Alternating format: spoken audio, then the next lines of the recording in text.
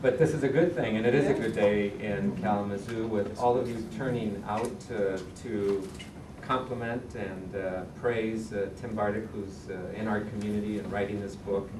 And today is about him and about the Institute here, Upjohn Institute, the work they do, and the magnificent research that we need behind the work that all of you do in order to support the efforts for early childhood. And so we do congratulate Tim, and it's great that you all came out. But just as I suspected, you are all choir members because I know you believe in this stuff, and I know you're here either because you believe in it, you know Tim perhaps, or because you are working in the field. And that's okay, because the choir always needs practice. And so we come here today to also listen to Tim, especially, to purchase a book, to understand what this piece of literature is going to tell us that will support our work. And so that as we get out there and continue to sing the need for early childhood, this is another piece of evidence, another piece of work, body of knowledge that will help us promote and to convince people that we need to invest in early childhood.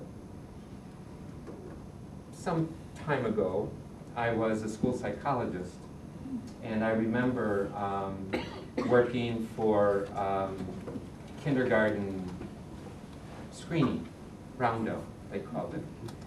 And we evaluated all of the children in the communities coming into the school system. And I remember having to tell parents that their child wasn't ready for kindergarten. And they would look at me like I was from Mars because they couldn't understand what that meant. They couldn't understand how a child could not be ready for kindergarten. I can understand that. And it is very true that children back then, and even more so today, need to be prepared for kindergarten. They need to be prepared and come in with the skills, especially the ones that Tim acknowledged. Some hard skills, but some soft skills already in socialization and paying attention span and so forth. And it really does say to us that we need to do even more out there, educating our parents, educating our full community, that education does start at birth. And preparation for education starts prenatally. Now what Tim's book does, and what it did for me as soon as I picked it up and started reading it, it gave me some language, it gave me some facts and statistics, it gave me a whole lot of information that I can use as I go out there and sing to others and in front of others about why this is important. And as Stuart said, it always seems that people think that when you talk early childhood, it's about the feel-good and those little kids and giving them a place to play and perhaps a reprieve from the parent or parents. And it's not that at all. It's obviously very important to get our kids, to get our community understanding how important it is to learn and to learn. And so Tim's book has certainly already, and I haven't finished the whole thing, I have to admit, sorry Tim, but I will. And I haven't had it that long, but I've already bought a bunch of copies and I've been handing them out. No matter who I meet, I give them a book. You've seen this because I know that they can use it to support the effort. We have a very critical issue in this country, in this state, and in this community around education.